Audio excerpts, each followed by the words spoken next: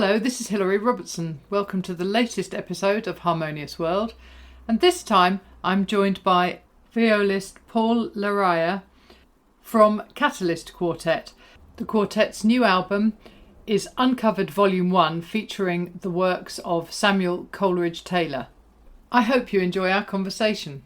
Hello. Hello there. Thank you for joining me. No problem. So I'm very excited about this. I absolutely love this album.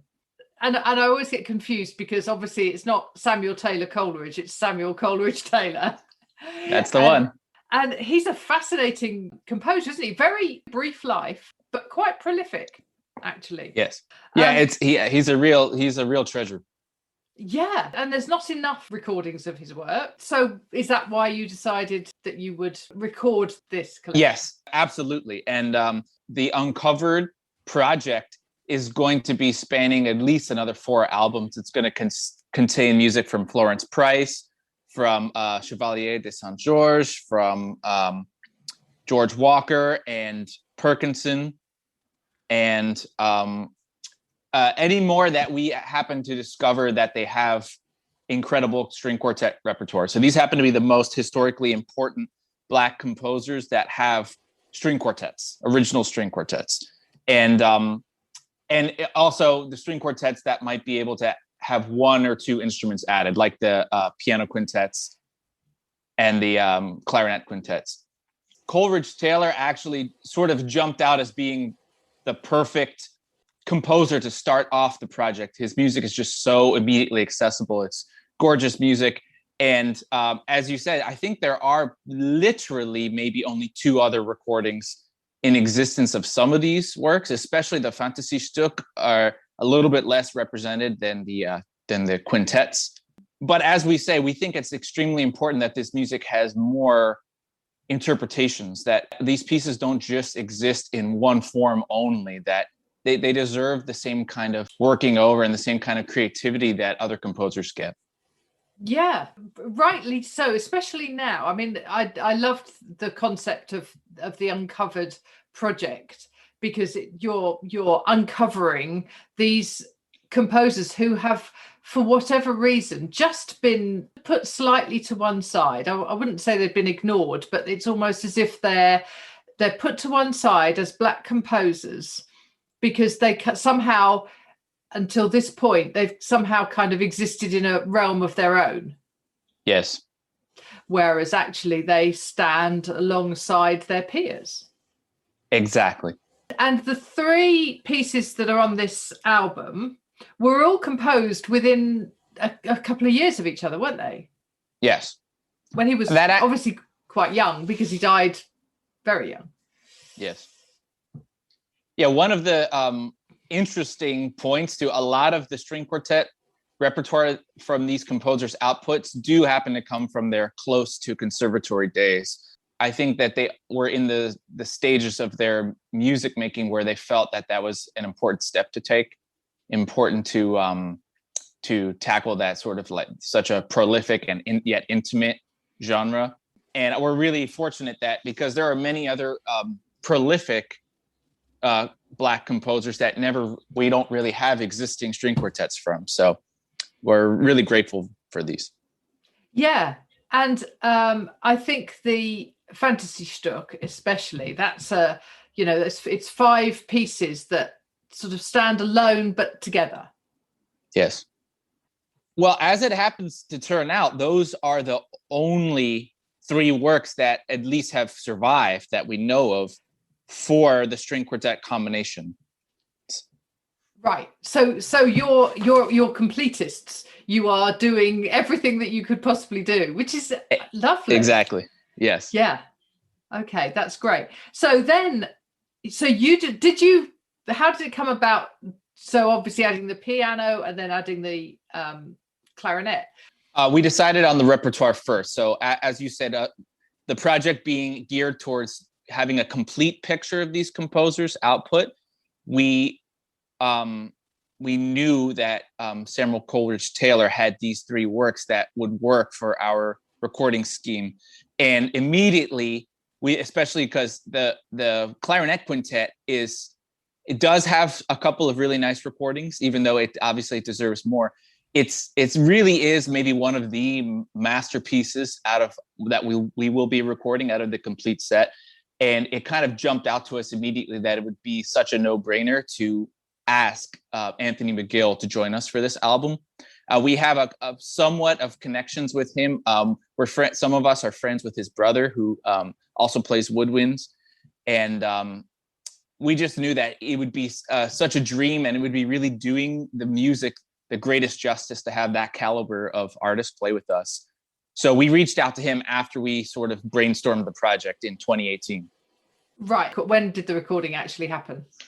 Yeah. So we came up, and also we asked Stuart Goodyear, who was another no-brainer, just his virtuosity and his musicianship. Yeah, a real treasure. It's one of the definitely highlights of my career is to be on an album with these two beautiful collaborators.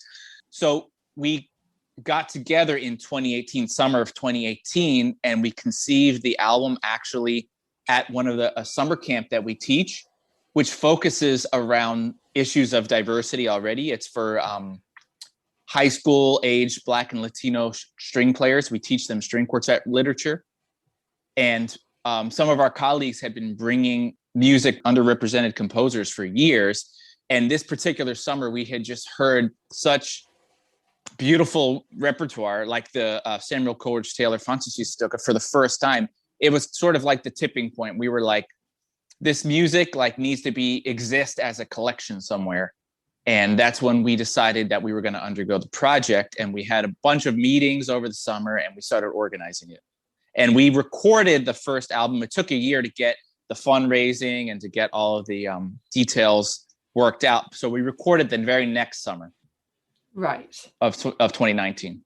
Right. And then it was, I guess, a question of mastering and mixing and all the rest of it. Yes. And, COVID and many other things sort of made it kind of delayed it a bit, but then it took another year to be released. Yes. Yeah. So it's out now. It's stunning to discover new music. That's not modern. Because I've never heard these pieces. So they're just stunning, aren't they? Really are. Yes. And are you hoping to tour with these, or are you waiting to see what the reaction is? Or well, as a matter of fact, we were always intending to tour with these, and we started the project in 2018, and we started offering this repertoire, and it was a little bit of a slow sell because people are a little bit reluctant to program music they're not familiar with, especially if they're not the ones having commissioned that particular new music. They don't have control over what they're hearing. And, after the album, the success that the album is now having, and also, the events that happened over this summer, people are a lot more open, and we have been, I'm going to use air quotes to say touring, because our touring over the last year has really been streaming. Yeah. Streaming concerts, but we have been doing going out to different venues and streaming for different presenters that have been keeping their seasons going. And we've been almost exclusively doing uncovered repertoire, which is really, really nice that people are being open to it, because, as you said, it's really nice to hear new music that's not modern. And it's only a shame that it's taken this long to get its due. Yeah. And it's interesting. Obviously, the issues of race they really came to the fore in 2020. And it's so good that out of such terrible, terrible events, that some positives have come, especially in the creative field, I think. So I think this whole Uncovered project is absolutely fascinating. Yeah, and it's really something that when we set out to do this, it really had nothing to do with those particular events. It's just, but I guess we had already, the arts world was sort of already, and the entire country and the entire world was already sort of ramping up for this moment. So we're just really glad that we can offer what we can at a time when it's really relevant. Yeah. So you mentioned that you've been doing some streaming. Your wife is one of the violinists, is that right? Yes. So, but then you don't all four of you live together, or do you?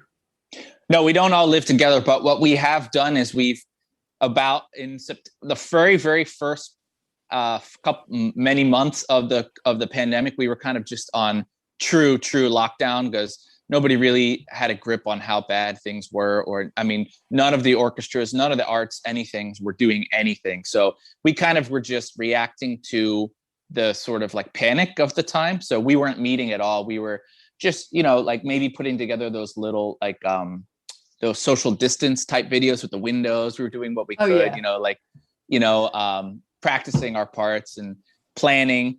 But in around the summer, we started getting together in a sort of like a potting type system where we would like make sure we regularly got tested. We wear masks in rehearsal, but we were meeting on a regular basis, just keeping our, our contact points as minimal as possible.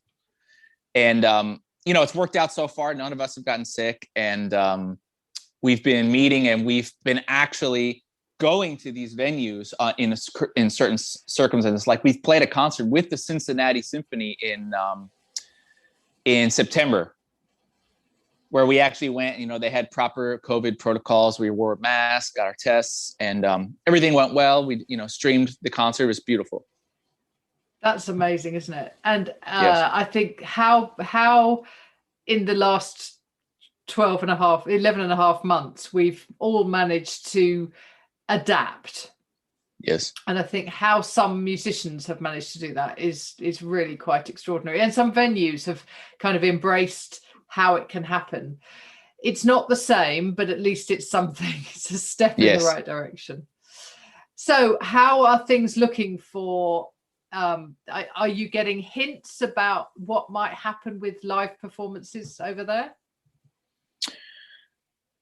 Well, no, but I mean, everybody likes to have positive projections, and then it's sort of been the trend that you aim positive and then it kind of like falls flat. So right.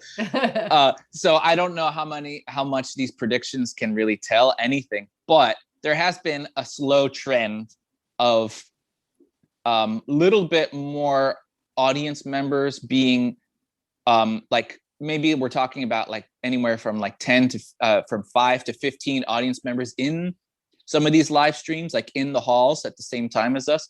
So my prediction, if it's worth anything, is that number will slowly creep up as we get more control over the numbers. And it's probably going to be a really, really slow rollout over the next so many years. But I think we'll see a rollout of the halls getting a little bit fuller and fuller, and sort of a phasing out of the more online things, but not a total phase out. No. And it strikes me that there will be going to this hybrid version of gigs, of concerts. Yes. And that will be the norm because people have been investing in the technology. So why not, Exactly. Yeah. So I think that's right. I heard an interview today with the UK live music business organization, and they were talking about hopefully getting some festivals going that will obviously be, but they won't look like festivals have looked, there won't be loads of people in a field all next to each other, but there will be sort of pods and sort of ramped off things and people open air being able to enjoy music again, and that will be fabulous, I think, if it happens. Absolutely. Yeah. So when you're not, because obviously you don't work as the quartet all the time, what else do the members of the quartet do?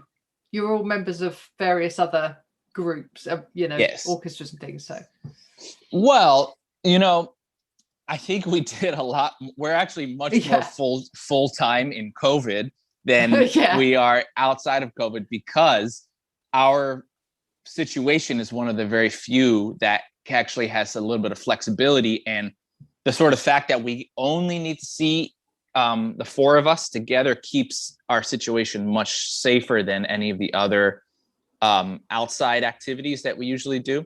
So I would say that we are mostly full-time as a string quartet, but we have other musical activities that I think a lot of other quartet members also enjoy having other activities. Carla and Abby play in the Orpheus Chamber Orchestra. Oh, right. Yeah, and Abby's actually a member, full-time member. Carla's is a sub. And sometimes I enjoyed subbing with the St. Paul Chamber Orchestra, and I'm a full-time member of the International Sejong Soloists, which plays a lot in Asia. But I mean, in COVID, none of these things have happened. Not a single event in the whole last year not a single event of what you would consider a normal event. Not a single one has happened. And Carlos enjoys doing subbing on Broadway, and he does a lot of other sort of multifaceted things. He's writing a book on the music, and so those sort of things. But like I said, it's the larger the organization, the sort of harder it is to be flexible. Sure. Okay, so so this is Uncovered Volume 1, which is Yes. Samuel Coleridge-Taylor. And have you already recorded some of Volumes 2, 3, and 4, or are you in the process of planning that? Yes, Volumes 2 and Volume 2 will be a 2-part. It will be the complete works, applicable string quartet works for Florence Price. So we are recording that in the spring, and hopefully in the summer. We're still trying to nail down dates for the summer for the piano quintet, which is going to be recorded with Michelle Kahn. And that is going to be 4 string quartets and 2 piano quintets. So that's a big one. And it's very, very exciting because as far as I'm concerned, unless the recordings are in the works and about to be released, none of these pieces have been professionally recorded. And especially there are 2 or 3 that we had to find in manuscript form. Right. They only exist in manuscript form. So this is a super, super exciting part because this is the real heart of the uncovering process here. Yeah. And so you've got a female pianist. Yes. Wow. I mean, there's so much going on there, isn't there? You know, you've got a Black female composer with a female soloist, and you know, that's going to be stunning. So my guess is though that's going to be another year before that's coming out. Yes. I mean, we're going to push. Yeah, we're going to push to get it out as quick as possible. So, I mean, maybe the earliest, and maybe we could get it out in 6 months after we're done recording it. So we'll look for that. Yeah, we're going to aim for that. Excellent. Well, I will definitely look out for that. That sounds amazing. So, well, thank you so much for joining me, Paul. I really appreciate your time. Yeah, thank you. Bye. Bye. Well, that was Paul from the Catalyst Quartet, and certainly that whole Uncovered project sounds amazing. I have some very interesting interviews lined up for the months of April, May, into June. In fact, I'm getting booked up, which is great news. And there are some exciting projects coming up, including Hertfordshire Music Festival, which, if anybody is local, that would be an amazing thing to see. So I hope you enjoyed this podcast. Please do subscribe and leave me reviews and contact me on social media. You can find all the links in the show notes, and I look forward to speaking to you again soon.